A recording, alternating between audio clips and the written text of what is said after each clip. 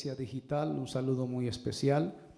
Más de 700 personas estuvieron apoyando el mensaje pasado y le damos gloria a Dios por eso. Mi nombre es Charles Montoya, esto es Semilla de Mostaza. Si usted necesita contactarnos, es demasiado fácil. Por ahí hay teléfonos donde usted puede llamarnos si necesita un consejo o simplemente conversar, que es tan necesario en esta temporada. Un saludo muy especial a nuestros pastores, el pastor Dexter, la pastora Marisol, deben de estar escuchándonos, están en sintonía, y todos los pastores en el África, en España, en Europa, en Venezuela, en México, por supuesto aquí en Colombia, en Chile, que nos están observando. Un saludo desde la distancia, desde el corazón. Lo único que nos inquieta es que la palabra llegue a donde tiene que llegar. Lo único que queremos es que la palabra del Señor vaya con ese impacto sonoro, con esa onda expansiva, y que muchas personas que necesitan escuchar un mensaje fresco de la palabra del Señor, pues si no tienes un pastor, si no tienes una congregación, puedes ubicarnos demasiado fácil. Estamos muy cerca dentro de la ciudad de Medellín, no estamos escondidos, estamos presentes, siempre presentes, amén. Y esta mañana va a ser una mañana donde vamos a tocar temas densos de la palabra del Señor. Lo hacemos con humildad, con sencillez de corazón, creyendo que toda la gloria es para el Señor. Hemos tenido una hora de alabanza, de adoración, donde hemos podido sentir la presencia de nuestro Señor. No sobra dar la advertencia. Estamos viviendo tiempos difíciles, conflictuantes, estamos viviendo épocas duras en todos los aspectos, y el justo por la fe vivirá. Empecemos. El título del mensaje es Una verdad circunstancial. Una verdad circunstancial. El capítulo 3 de Pablo escribiendo a la iglesia de Gálatas en Galicia, el versículo 1 utiliza una retórica fuerte, sobre todo para los oídos sensibles de esa época, pero Pablo no iba con medias tintas con nadie y empieza con una exclamación: Gálatas torpes, ¿quién los ha hechizado a ustedes? Ante Jesucristo ha sido claramente presentado. Esta mañana voy a leer mucho la Biblia. Nos gusta leer la Biblia porque ya la Biblia no se lee, pero está de moda en esta iglesia leer la Biblia, en nuestro proyecto de vida. Juan capítulo 8, versículo 32 dice: ustedes van a conocer la verdad y lo único que los va a hacer libre es la verdad, dice tajantemente.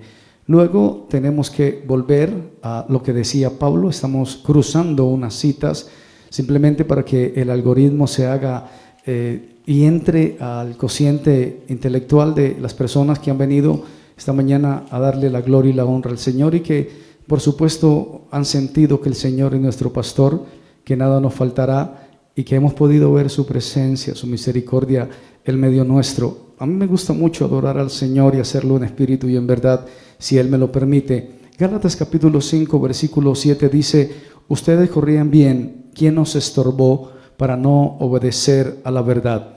Y hay un versículo, el 9, se puede entender mejor: un poco de levadura leuda toda la masa, aunque no es nuestro tema, pero hay una ceremonia judía donde los judíos buscan por toda la casa que no haya migas de levadura. La levadura lo que hace es que infla la masa. Cada semana, cada lunes, cada martes, cada miércoles, cada jueves, cada viernes, cada sábado luchamos para que la levadura no se hinche, sino que la levadura salga de nuestro interior. Porque si la levadura se hincha, entonces va a quitarnos la intención preciosa y prioritaria, que es adorar al Padre en espíritu y en verdad. Estamos viviendo una época de distractores. La gente se distrae, la gente pierde la consonancia y la conjugación de los ritmos espirituales, y porque hay una mediana calma tensa, nos olvidamos quién es nuestro proveedor,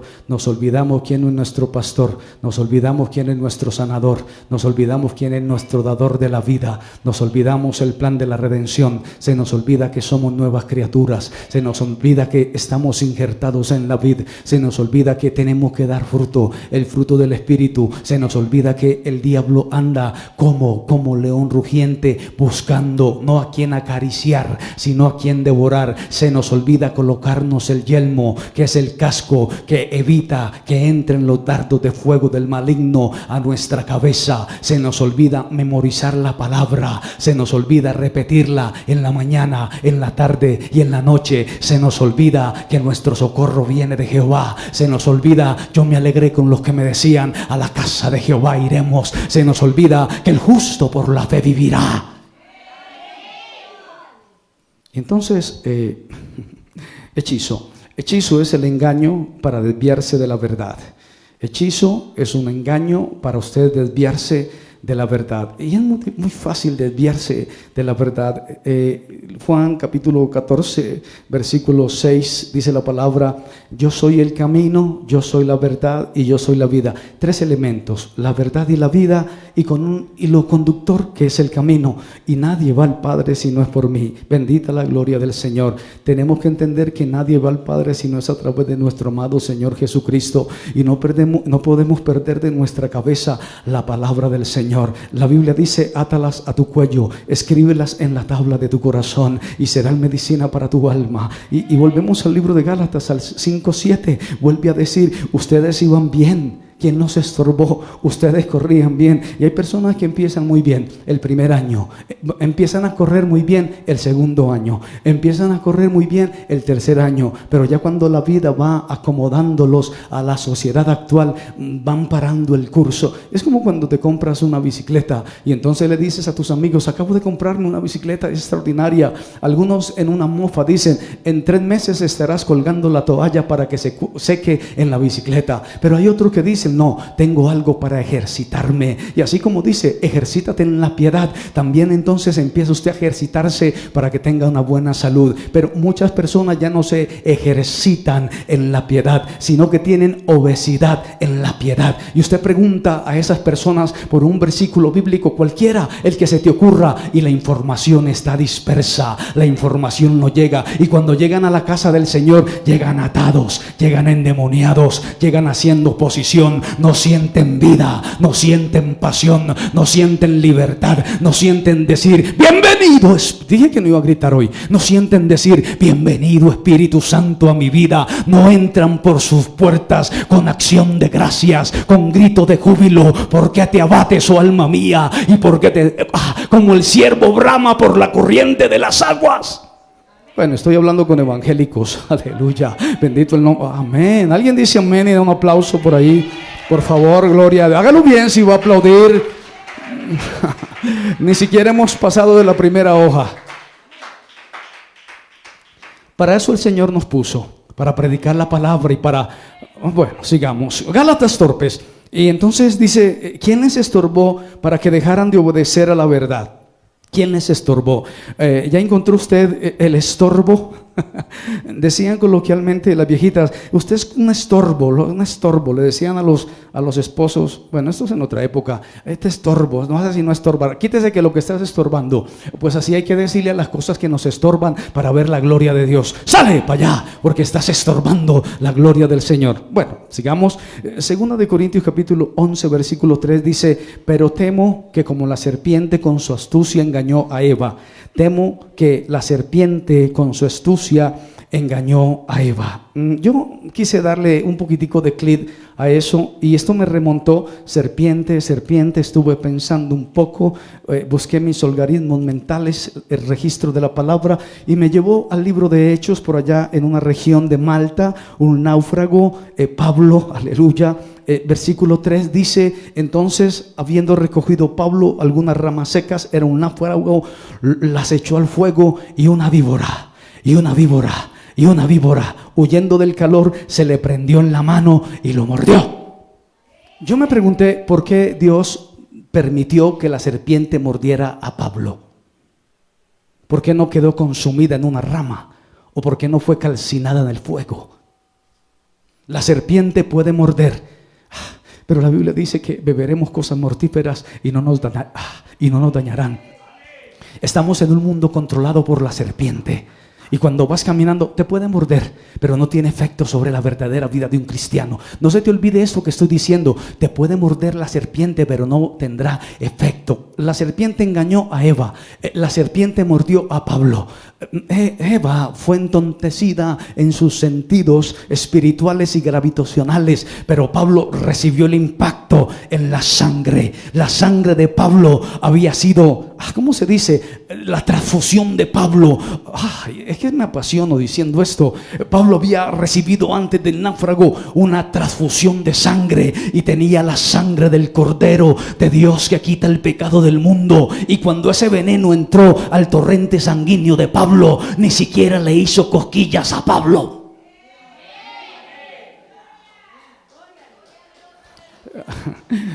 Voy rápido y es para las personas que leen la Biblia.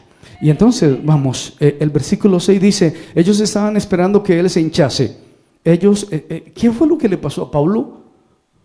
¿Qué fue lo que le pasó a Pablo? Lo mordió la serpiente. Y entonces el efecto de la mordedura de la serpiente era una serpiente peligrosa en la región de Malta. Los nativos de ahí dijeron: uy, este hombre, mire, escapó del mar, del náufrago, y la justicia divina lo va a asesinar. Y empezaron a hablar tonteras y Pablo siguió en lo de él. Pero ese torrente sanguíneo empezó a combatir las toxinas, son toxinas, no sé qué es, de la serpiente venenosa. Yo creo que ni siquiera sangró. Yo quiero que ni siquiera, dicen que no hizo nada. Sacudió la serpiente y la tiró al fuego y siguió para adelante. La serpiente te puede morder, pero no te va a hacer nada. Déjalo que te muerda, no importa. Él anda como león, pero no el león. El verdadero león es el león de la tribu de Judá. El dragón incluso transmutó de la serpiente al dragón y quiso hacerle guerra a los santos, y tampoco pudo, porque pelearán contra el Cordero, pero el Cordero les vencerá, porque es una batalla, es un encuentro bélico allá en las regiones celestes. No es contra usted, no es contra mí, no es contra el de allá. Nos bendicen cuando nos maldicen, porque el Señor convierte las maldiciones en bendiciones, porque nuestro Señor es el Señor de señores. Sigamos. Y entonces sigue la palabra del Señor. Pablo fue mordido. La verdad y la fe lo preservaron. La palabra es verdad. Necesitamos tener muy presente lo que dice la palabra, porque la palabra es verdad. Amén. Juan capítulo 17, versículo 17 dice: santifícalos. Y lo que nos santifica es la verdad. Tu palabra es la verdad. No hay otra cosa que santifique al creyente excepto la palabra. Juan capítulo 8, versículo 31 dice la palabra del Señor: si vosotros permanecéis donde, en mi palabra. Y el versículo 32 dice exactamente: conoceréis la verdad los va a hacer libre. Pero hay que conocer la verdad, tatuarnos la verdad, aprendernos la verdad, repetir la verdad mañana, tarde y noche. Bendita la presencia del Señor. Sin santidad, hablábamos el domingo pasado, nadie verá al Señor. Y la santidad, la kedushá. Esta semana había una persona, se jactaba de ser judío, se acercó a mí porque llevo la insignia judía y por mi nombre Ben-Hur, y empezó a hablarme de cosas básicas del judaísmo, y le dije: ¿vives en kedushá? Y no supo qué era kedushá. No es nuestro tema. Efesios capítulo 1 versículo 13 dice la palabra del Señor: en él también vosotros, habiendo oído la palabra de verdad. Por eso es que en nuestro adversario, el diablo, a él no le interesa que vengas a la iglesia. Puedes venir las veces que quieras, pero sí le importa que escuches, porque si escuches, dice que la fe viene por el oír. Pero si no es la intención del adversario que tú no escuches la palabra. La intención del adversario es que tú entres a una dinámica, a un zombie, un estado de zombie, donde te observas en el espejo y cuando llegas a la puerta se te olvida. Una característica de los mayores de 40 años es que llevan dos calcetines en la mano, se colocan uno aquí en el hombro, se sientan, se ponen el de la derecha, y cuando van a buscar el de la izquierda lo buscan desesperado por todos lados, y el calcetín lo tienen en el hombro. Sigamos. Y entonces, aleluya, vámonos a Juan otra vez. Juan capítulo, hay que repetir la palabra, hay que hablar la palabra, hermanos. Juan capítulo 18, versículo 37, dice la palabra del Señor: en una conversación entre Pilato y Pilato le pregunta a nuestro amado Jesús de Nazaret, el 37, le dice: que Cristo le responde. ¿Estamos bien? Estamos en 18:37. Dice la palabra, le dijo entonces Pilato, ¿eres tú rey? Respondió Jesús, tú dices que yo soy rey, yo para esto he nacido y para esto he venido al mundo, para dar testimonio a la verdad. Yo vengo a dar testimonio a la verdad. Yo vengo a dar testimonio a la verdad. Todo aquel que es de la verdad tiene una particularidad y es que oye mi voz, la voz de la verdad. Aleluya. Qué bueno tener nuestros oídos sensitivos para escuchar la voz de la verdad. Qué bueno es que no seamos engañados. Recuerden a quién engañó la serpiente. Recuerden quién fue el mordido por la serpiente. Recuerden que la serpiente transmutó y se convirtió en dragón. Pero recuerde quién encadenó el dragón. Y recuerden entonces, ¿qué es la verdad? Pregunta Pilatos. Aleluya. ¿Qué es la verdad? Pero no lo preguntó de una forma académica, de una forma de aprendizaje. No tenía ese encuentro con la verdad. Tenía la verdad de frente y preguntaba ¿qué es la verdad? Lo hizo con desprecio, porque es que hay personas que tienen 10 años en una iglesia, 15 años en una congregación, 20 años en una congregación, 50 años hablando de la palabra al frente de la verdad y todavía preguntan ¿qué es verdad? Aleluya. Hay que tener un encuentro personal con Jesús de Nazaret. Lo único que queda con los... A usted se le olvida hasta el número de la cédula. Lo único que no se nos puede olvidar es el nombre santo que dice en la palabra del Señor. Lo único que no podemos olvidar es la gramática de la palabra del Señor. Lo único que no nos puede molestar es la fonética de la palabra del Señor. A su nombre sea la gloria. Y entonces Pilato preguntó con escepticismo, preguntó con desdén y se fue sin esperar respuesta. En el concepto espeso y denso, la palabra verdad es emet, termina en te, desde la lengua vernácula sagrada, que es sumamente difícil de aprender, verdad. Y hay una característica en el alefet. El alefet es el abecedario judío. Emet, dicen los expertos en esto, que alef es la primera letra del alfabeto. Estamos hablando de la palabra verdad. Men es la letra del medio y tau es la última letra de verdad en hebreo. La verdad, según comentaristas judíos, abarca el principio, el medio y el fin. Qué bueno, esto es consulta profunda. La verdad, según expertos judíos, en el alefet abarca el principio, el medio y el fin. Apocalipsis capítulo 1 versículo 8 dice: yo soy el alfa y yo soy la omega.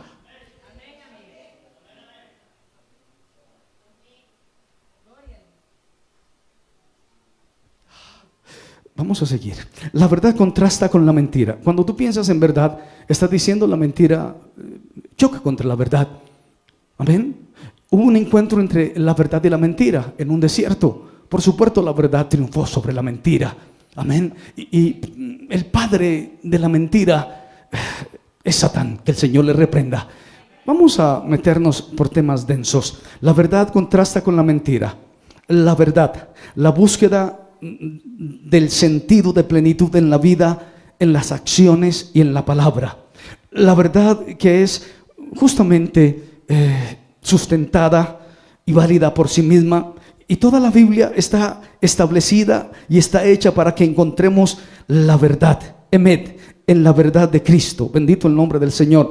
Uno de mis versículos preferidos y uno de los versículos más intensos de la palabra del Señor es referente a la verdad. Juan 3:16, porque de tal manera amó Dios al mundo que ha dado a su Hijo unigénito para que todo aquel que en él crea no se pierda, mas tenga vida. No es una verdad temporal, no es una verdad circunstancial. Él dice: yo soy la verdad.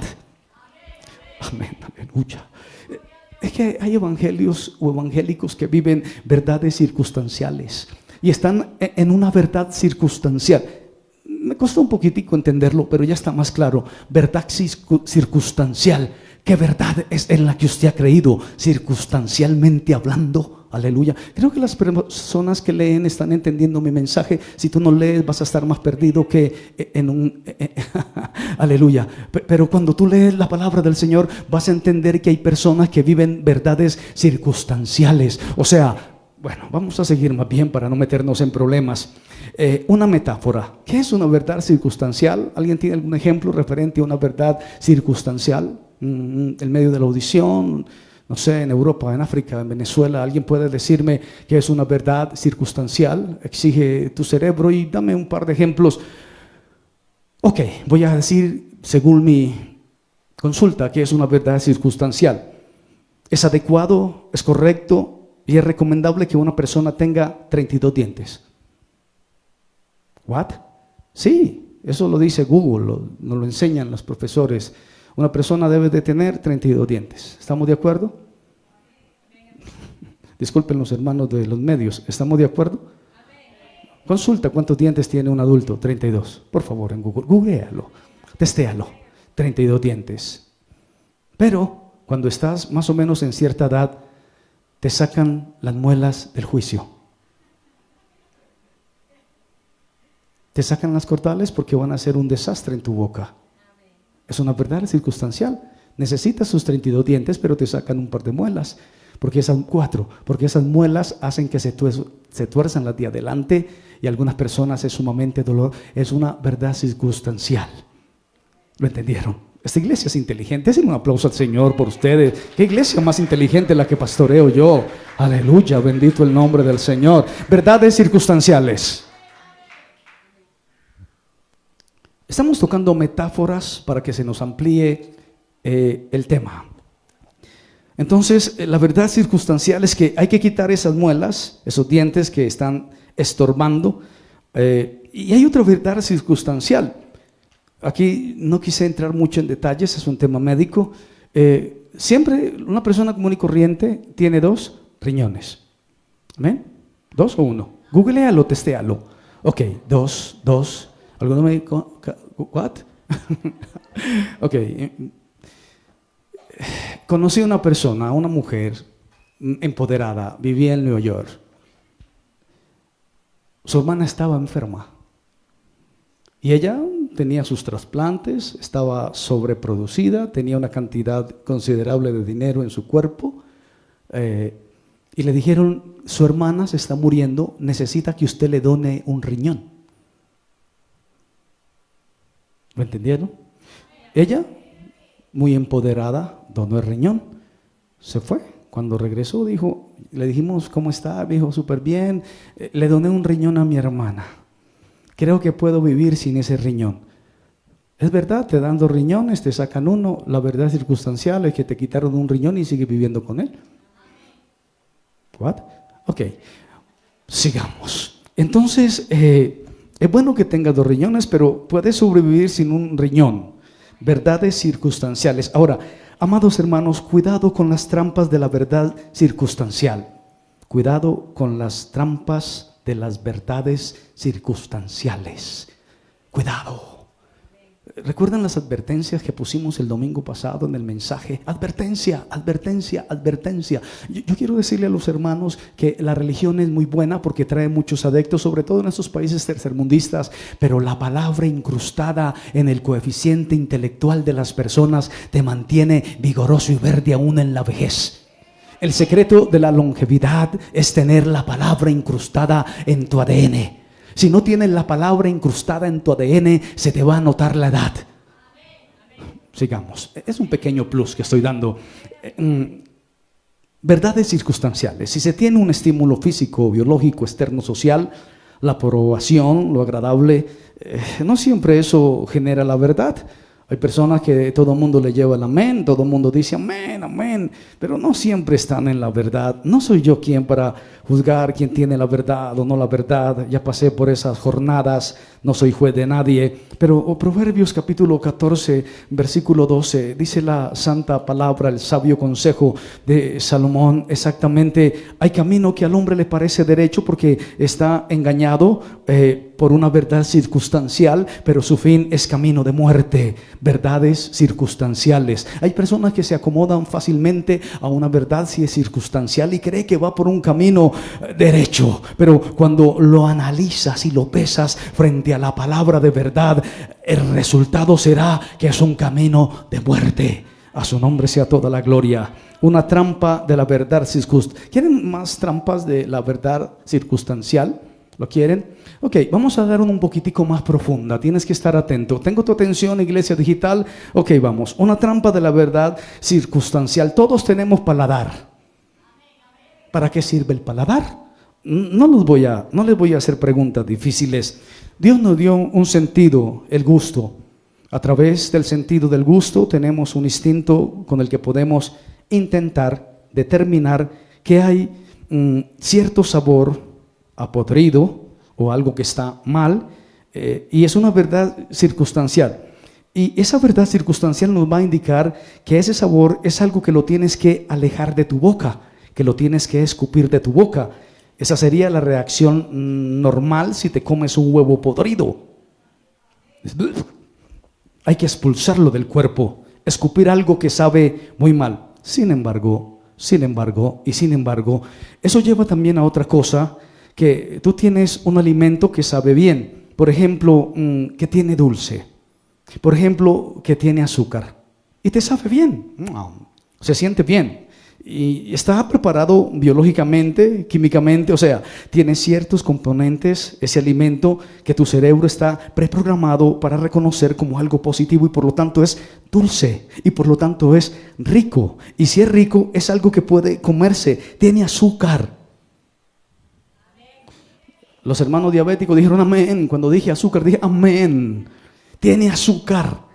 Sigamos. Y entonces, antes comíamos mucho más azúcar. Díceme consulta, aunque no me detuve mucho ahí. Primero, el top era que te compraban un paquete grande de Kelos azucarado, le echabas leche, le echabas un banano, potasio, le echabas fresas, y quedaba, eran 1500 calorías. Y no teníamos necesidad de gastar esas 1500 calorías, porque tenías leche, tenías maíz, tenías azúcar, tenías banano, tenías fresa, los más todos les echaban miel, y eso era un cóctel loco para tu cabeza. Y tú decías, qué rico está, me gusta los Kelos con azúcar, y estábamos comiendo azúcar en exceso, azúcares, y también estábamos comiendo grasa en exceso, y nuestra verdad circunstancial decía, qué rico desayuno. Te estabas matando, te iba a volver obeso, ibas a tener los triglicéridos disparados, ibas a sufrir de obstrucción de arterias, pero comías azúcar y tu cerebro te decía, es rico, consúmelo. Azúcar, una verdad circunstancial. Pero si comíamos algo podrido, lo escupíamos. Verdades circunstanciales y trampas de la verdad circunstancial. Ahora, los alimentos por ley, hoy en esta temporada, ¿dónde haces tu mercado? Los más pijos, dicen en Europa, o los que van a la tienda al día a día o a la carnicería, tienen sellos que te advierten el exceso de saborizantes artificiales, y te dicen, esto tiene 5 cucharadas de azúcar, esto tiene 12 cucharadas de azúcar, esto tiene 15 cucharadas de azúcar. Y entonces usted, si es diabético y necesita aplicarse insulina, por cierto, la insulina está costosísima, recomiendo más bien una inyección diaria de fe.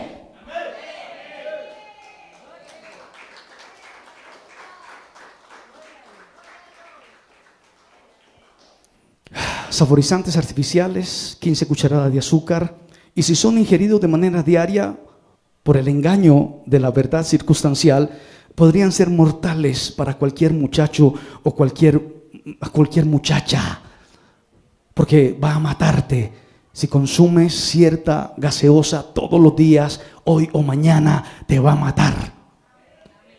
Tengo que decirlo, es como un cigarrillo, pero nunca he fumado, pero los que fuman, el cerebro no le dice que está intoxicándose.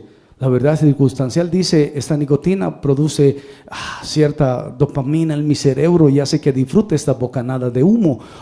Incluso hacían bombitas con el humo. Los expertos fumones. Pero te están matando, te está dañando los pulmones. Aleluya, son verdades circunstanciales. A su nombre sea la gloria. Sigamos con este tema interesante. Bendita la gloria del Señor. Y entonces puede tener obesidad, hipertensión, diabetes, cardiopatías, pero es dulce. Y si es dulce nos encanta. Trampas de la verdad circunstancial. Aleluya, qué bueno. Creo que ya entendieron el mensaje. Podría terminarlo ya. Mateo capítulo 7.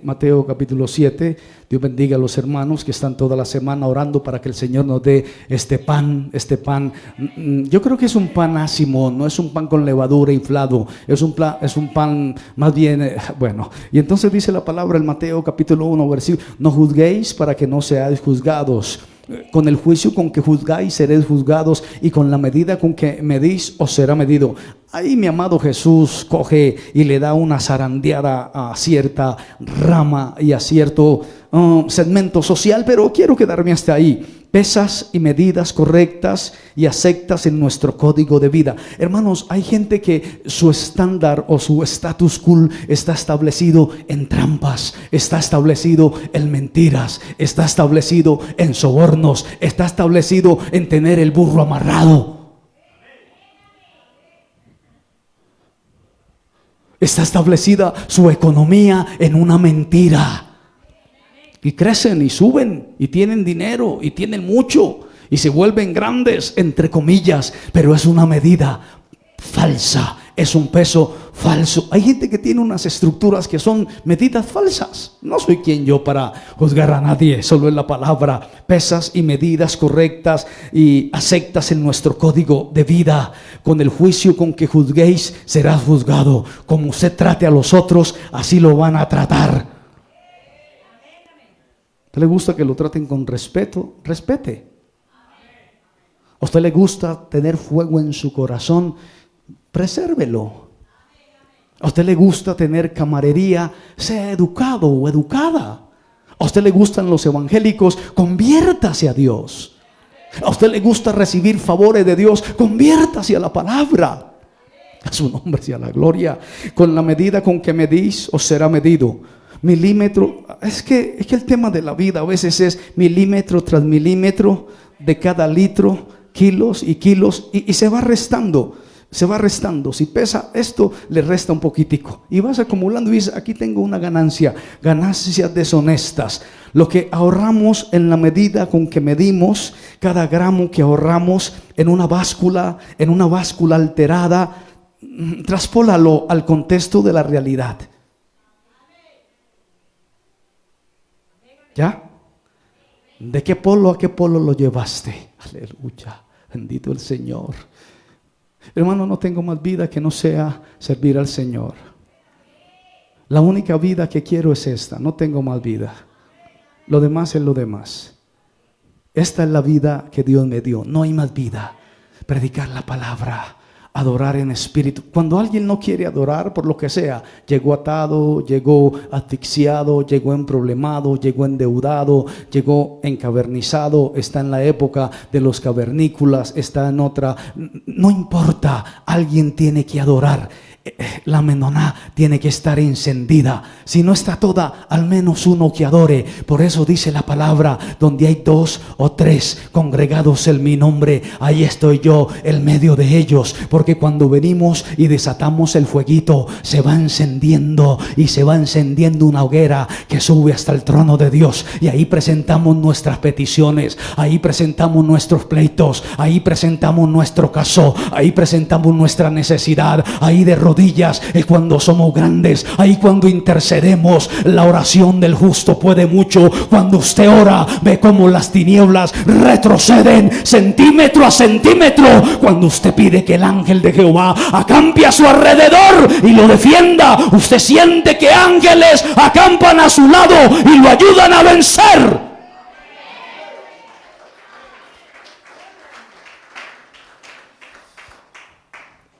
Traspólalo al contexto de la realidad, en la construcción de nuestra vida, en el día a día. ¿Qué estrategia están dentro del margen de la verdad, de acuerdo a la palabra?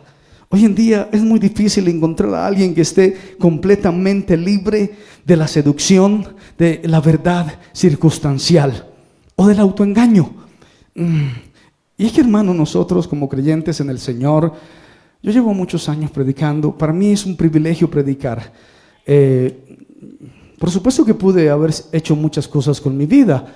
Recorrí muchas jornadas. Pero al Señor le plació que renunciara a la vanagloria de la vida. Como decía Pablo, para mí el vivir es Cristo, el morir es ganancia. Lo que antes tenía o con lo que antes podía hacerme de una plataforma para vivir, hoy día lo tengo por basura. Y entonces en ese tema de la vanagloria de la vida preferimos morir cada día como Pablo y decir: ya no vivo yo, vive Cristo en mí. Lo que antes era ganancia ya es basura, lo tengo por estiércol. Y entonces cuando pasan los años y tú ves tantos casos, ves gente que sube, ves gente que, por supuesto, hoy en bajada también, pero cuando ves que gente que llega al poder, al curubito, por eso cantaba esa canción: Hosana, Hosana, pero con pasión ante mi rey, no ante la gente. Y vemos la idolatría, sobre todo en estos países. ¿Saben algo? Creo que voy muy rápido, mi cerebro está muy rápido hoy.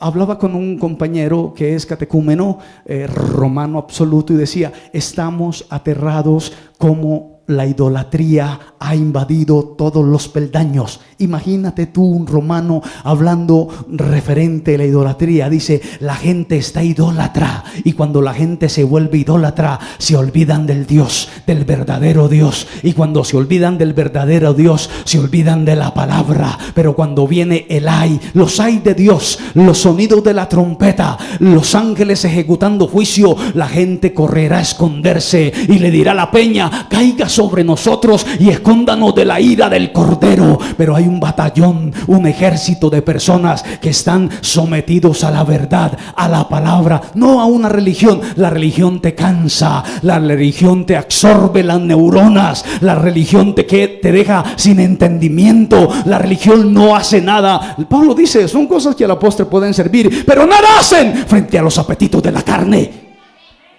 Yo no estoy hablando nada extraño, los hermanos nuevos. Estoy hablando todo lo que dice en la Biblia. Los que leen la Biblia verificarán que toda esta información no es que me la reveló un ángel, no, estaba en la Biblia. Vayamos a Deuteronomio capítulo 32, versículo 4. Él es roca. A mí me gustó tanto eso. Él es roca. Es una roca estable.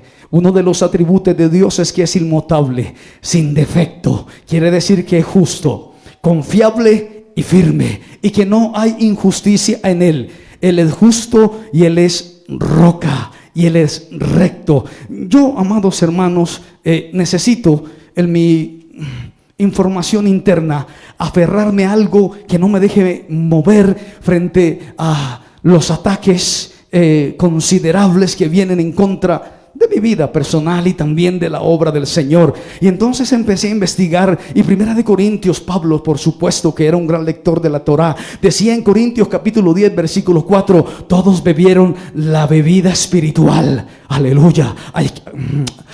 Hay que beber la bebida espiritual. No os embriaguéis con vino, en lo cual hay disolución, antes bien ser llenos del Espíritu Santo. Porque si tú bebes de la bebida espiritual, el que no bebe mi sangre y el que, aleluya, no come mi cuerpo, no es digno de mí. Porque bebían de la roca espiritual que los seguía, y la roca era Cristo. Y cuando... no es una religión, no es tu familia, no es tu esposa, no es tu esposo, no son tus hijos, no es nadie excepto la roca inconmovible de los siglos, que es Cristo en nosotros, esperanza de gloria. Y cuando Cristo está en nosotros, somos más que vencedores por medio de aquel que nos llamó de las tinieblas a la luz admirable, para predicar, para anunciar, para enamorarnos, para hablar a los principados y a las potestades que Dios levantó a Jesús de entre los muertos y lo exhibió públicamente, triunfando sobre ellos en la cruz del Calvario. Muerte, yo seré tu muerte. Dije que no iba a gritar. Vamos a seguir. Y entonces sigue diciendo: bebían de la roca espiritual que los seguía, y la roca era Cristo. La roca era Cristo. Hebreos, tenemos que leer la Biblia. ¿Qué más vamos a hacer? Leer la Biblia. Hebreos capítulo 13 versículo 8 dice la santa palabra del Señor: Jesucristo es el mismo ayer, es el mismo hoy y es el mismo de los siglos. Cuando la gente se preocupa por las cosas materiales, están pecando contra Dios. La Biblia dice: buscad primeramente el reino de Dios y su justicia, y las demás cosas os serán añadidas. Si con el mismo afán afán, si con la misma ansiedad, si con el mismo desespero que se levanta todos los días a trabajar 12 horas, 24, 36, 48, 72 y hasta más, llegar a la casa del Señor como el siervo brama por la corriente de las aguas y viniera a conectarse el cielo y la tierra, habría un avivamiento en este lugar, las cosas serían diferentes. La gente a veces llega desganada, la gente a veces llega sin ganas. Qué maluco es cuando usted va a un buen restaurante y le dicen pida algo. No, estoy lleno, tiene agua pero de la llave. ¿Sabe usted que cuando llega a un hotel 5 estrellas y no le dan la bienvenida y le dice, ¿cómo está? Bienvenido, qué tiempo sin verlo, permítame, le recibo su equipaje, ya tenemos su reserva, yo lo acompaño hasta la habitación, si no usted es malo y lo pueden echar del trabajo?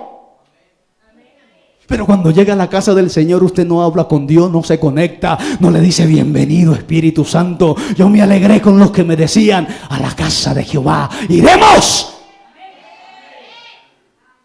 Bueno, es lo que hay.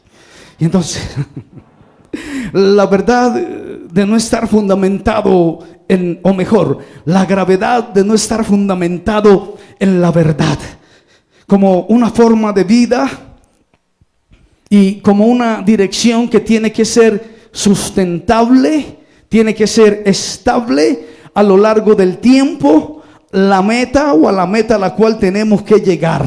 Yo siempre, mientras Dios me permita tener ojos y mientras Dios me permita tener vida, me enfoco en Juan capítulo 15, el versículo 5 dice, porque separados de mí, amados amigos, nada podéis hacer. Yo soy la vid verdadera, dice el Señor, y mi Padre es el labrador, y todo pámpano que en mí no lleva fruto lo quitará, y todo aquel que lleva fruto lo limpiará. Aleluya, permaneced en mí y yo en vosotros, dice nuestro amado Señor Jesucristo, a su nombre sea toda la gloria. Prosigo a la meta, decía Pablo en Filipenses, bendito el Señor, qué bueno el Señor. Prosigo a la meta, capítulo 3, versículo 14, prosigo a la meta. ¿Tienen metas todavía en el cristianismo? ¿O cuáles son tus metas? ¿Ser una influencer? ¿Ser un influencer? ¿Conquistar y con para qué? La gloria humana. Jesús decía, yo no recibo gloria humana. La gloria que me dio el Padre es suficiente para mí. Gloria de los hombres no recibo. Porque puede ser una verdad circunstancial. Incluso la verdad circunstancial con que decían, Hosana, Hosana en las alturas al Hijo de David. Esa misma gente decía, crucifícale, crucifícale, queremos a Barrabás. Entonces decía, yo prosigo a la meta. Yo prosigo a la meta, al premio del supremo llamamiento de Dios en Cristo Jesús, Señor nuestro. Romanos, dije que iba a leer la Biblia y lo estoy cumpliendo. Libro de Romanos, si tienes un ejemplar, búscalo. Romanos capítulo 8, versículo 27. Dice la palabra santa del Señor, el que escudriña los corazones sabe cuál es la intención del Espíritu, porque conforme a la voluntad de Dios intercede por los santos. El que escudriña los corazones, ahí está descifrando la verdad circunstancial. Entonces tu verdad ya no está basada en algo circunstancial, porque el que escudriña los corazones sabe cuál es la intención del Espíritu. ¿Sabías tú que el Señor te pesó ahora cuando estábamos adorando? ¿Qué tal era tu alabanza? ¿Qué tal fue tu intención de venir a la casa del Señor? Él te guardó el lunes, te guardó el martes, te guardó el miércoles, te guardó el jueves, te guardó el viernes, te guardó el sábado. Y cuando venías para acá también te guardó. Y cuando entraste, habían ángeles esperando cómo iba a ser tu interpretación en la adoración frente a Él. Porque los ángeles no pueden adorar de esta forma, porque ellos no han sido comprados con sangre. Y tú fuiste comprado con sangre, con la sangre preciosa del Cordero de Dios que quita el pecado del mundo. Y estaban pesando tu alabanza, estaban viendo tus lágrimas para llevarlas a una redoma, y son las alabanzas y son las lágrimas de los justos. Y por eso el Señor dice, estoy buscando adoradores que me adoren en espíritu, en espíritu, en espíritu, en espíritu y en verdad, porque de tales adoradores se agrada el Padre. Punto. Tengo dos historias para contar y tengo que contarlas. ¿Puede darme algo de tomar, por favor? Amén, aleluya. Gloria a Dios. Gracias. Continuemos. Aleluya. Entonces, Jeremías también nos habla. 17:10 de Jeremías, dice la palabra: yo, Jehová, que escudriño la mente, que pruebo el corazón para dar a cada uno según su camino. Hay caminos que al hombre le parecen derechos, pero que su fin es camino de muerte. ¿Según el fruto de qué? Según el fruto de sus obras. Según el fruto de sus obras. Y todos saben este bestseller, Hebreos capítulo 4, versículo. Todos lo saben de memoria, dice la palabra, porque la palabra de Dios es viva y eficaz y más cortante que toda espada de dos filos, y que penetra hasta partir el alma, el espíritu, las coyunturas y los tuétanos. La última parte fenomenal: discierne los pensamientos y las intenciones del corazón. Por eso cuando venías a la casa del Señor, el Señor dijo: ¿a qué va a ir hoy a culto? ¿A qué vino? ¿A qué vino? Pero no es un tema pastoral, es un tema con el pastor de los pastores. El hilo conductor de lo que dice la palabra: yo soy el camino, yo soy la verdad y la vida. Y lo que dice el libro de Deuteronomio capítulo 30, versículo 19, lo estábamos leyendo, 30, 19, dice la palabra del Señor de una forma hermosa. Dice la palabra: a los cielos y a la tierra llamo por testigos hoy contra vosotros, os he puesto la vida y la muerte. ¡Carlos! Os he puesto la vida y la muerte, dice el Señor, la bendición y la maldición. Escoged pues la vida para que vivas tú y tu descendencia. El Señor nos pone la vida y la muerte, la bendición, la maldición. ¿Qué va a escoger? Le dice: yo le sugiero que escoja la vida. Bendita la gloria del Señor. La vida, la verdad sustentable a lo largo del tiempo que nos lleva a la verdad. Hay un salmo, el salmo más largo de toda la Biblia. Necesito leer este versículo porque a mí me impactó. El versículo 18 exactamente dice: abre mis ojos para que pueda contemplar las maravillas de tu palabra. Porque hay mucha gente que viene a la casa del... Esto ya es pastoral, y son con los ojitos cerrados. Pero el salmista decía: ábreme los ojos. Por ahí hay un bebé pequeño, Benjamín. Todos están desesperados. La foto cuando abre los ojos, la foto cuando abre los ojos. Uno como pastor también es desesperado. La foto cuando el hermano abra los ojos, la foto cuando el hermano abra los ojos, para que vea las maravillas del Señor. Abre mis ojos para que yo entienda tu palabra. A un niño, ¿qué le vas a pedir que lea? No puede, porque es un bebé chiquitito y tiene los ojitos cerrados. Ay, que abra. Ay, y si le abre los ojos a la abuelita, ay, abriólo. Ay, mire, me miró. Yo creo que uno como pastor también anhela que algún hermano abra los ojos ante la presencia del Señor. Aleluya. Abre mis ojos, dice la palabra del Señor, para que pueda contemplar las maravillas de tu palabra. Deja la ira y desecha el enojo. Abandona la ira y deja el furor. No te exasperes, porque si te enojas, solo empeorarás las cosas. La soberbia trae el enojo. La soberbia es la peor medida que hay. Una persona que permite que el enojo penetre dentro de su sangre, es muy probable que diga o haga cosas que no las hubiera hecho o dicho mientras estaba poseído por el veneno del enojo. Dos historias y finalizo. Un hombre que se había enfermado, tenía una peste en la piel, todo su cuerpo estaba repleto de llagas, su cara tenía llagas, sus manos tenían llagas, sus espaldas estaban llenas de llagas y de pus, parecía lepra. Y pues su esposa, muy preocupada, muy angustiada porque amaba a su esposo, con mucho esfuerzo se fue a buscar agua de un arroyo para que su esposo se pudiera lavar esas heridas que estaban tan sucias, que se pudiera lavar la piel. Dice, es una historia judía, rabínica, dice la historia, es una metáfora, dice la historia, resulta que sucedió un milagro a la mujer. La mujer era una mujer justa, iba con su cántaro desesperada, llorando, no aguantaba ver a su esposo así. Y dice que a la mujer le apareció un milagro, le apareció parte del arroyo de María. ¿Recuerdan el arroyo cuando tenía el pueblo sed? Y entonces dice que, ok, todos lo saben. Un arroyo que sale en el desierto, dicen los judíos que es el arroyo de María o Miriam, mejor, para que lo entiendan. Es que me encuentro ciertas dificultades por la historia. Encontró ese arroyo, el arroyo de Miriam, y entonces ella no sabía que era el arroyo de Miriam, de María. Dice que es el arroyo que acompañó a Israel por el desierto cuando los hijos de Israel se les había acabado el agua y entonces pidieron un milagro y nació el arroyo y murió María. Bueno, es historia básica, usted la sabe, se la enseñaron en la escuela dominical las hermanas esta semana. Y entonces dice que durante 40 años de forma milagrosa este arroyo recorría, y dicen los judíos que de cuando en cuando aparecía el arroyo y era el arroyo de María y hacía señales. Podría citar historias en la Biblia que apuntan a esto, pero no lo vamos a hacer, sería especulativo.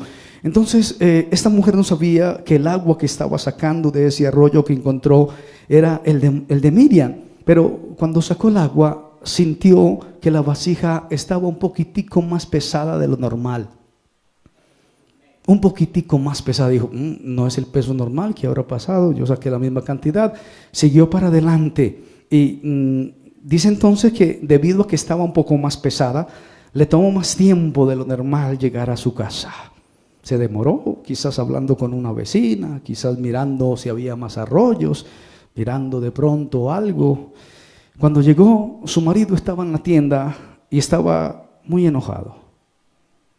Se quedó mirándola, le dijo, bueno, gritó, dije que no iba a gritar, eso sale en podcast y no puedo gritar, habría que editarlo. Sí voy a gritar, ¿dónde estabas, mujer? Dice que la mujer cuando escuchó ese grito, del susto se le cayó el cántaro. Y mientras caía el cántaro, unas goticas cayeron en un pedacito de la mano de la lepra. Inmediatamente le quedó como la de un niño, pero solo un pedacito. Cuando el hombre entendió que esa agua era curativa y que por el enojo y gritó a su esposa se había perdido la fuente de su sanidad, quedó destruido. Otra historia.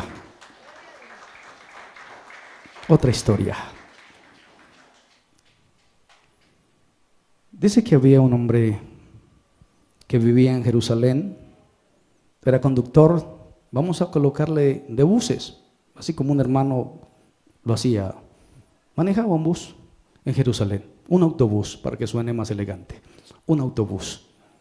Y entonces en Israel, en la parte donde él vivía, era imposible estacionar su autobús. No sé cuánto mida un autobús, los expertos lo sabrán. Es muy ancho y es muy largo, 40 pasajeros. El hombre fue a la municipalidad, pidió un permiso especial para colocar conos, dicen aquí en Colombia, y separar su parqueadero. Él trabajaba mucho, se levantaba a las 3 de la mañana, le decía a la mujer que se iba a trabajar y llegaba a las 2 de la noche, no sabíamos si eso y no, pero él decía que estaba trabajando. Pasaron algún tiempo, algunos años, y el señor llegaba siempre, estacionaba su autobús en ese lugar, lo parqueaba, se bajaba, punto. Un día que había estado, imagínate, Jerusalén, una temperatura exagerada, llegó, iba andando en su autobús pensando, ya tenía la dinámica, el algoritmo en la cabeza, iba a estacionar su autobús donde le correspondía, donde durante tantos años lo había hecho, y de repente ve un auto último modelo, bonito, parecía que era alguien de clase alta que había estacionado ahí. Y él dijo, estos ricos descarados, siempre aprovechándose de la gente pobre y trabajadora como yo. Esto no puede suceder, esto no puede pasar. Dicen que él vio que había un camión donde echaban cemento. Fue, habló con los constructores, cogió la manguera y llenó todo el automóvil de concreto. Y después, más encima, entregó los elementos, después de que el auto estaba lleno de concreto, cogió el bus y lo atravesó para que no pudiera mover el rico ese auto de lujo. Atrevido. Los pobres también podemos. Entró a la casa. Las luces estaban apagadas. Prendió la luz. ¡Sorpresa! ¡Sorpresa! ¡Sorpresa! ¡Es tu cumpleaños! Él dijo, lo olvidé. Sí, es tu cumpleaños. Hemos recogido, te tenemos una sorpresa. Ven afuera del parqueadero, te tenemos un auto nuevo. Fin de la historia. Que el Señor les bendiga.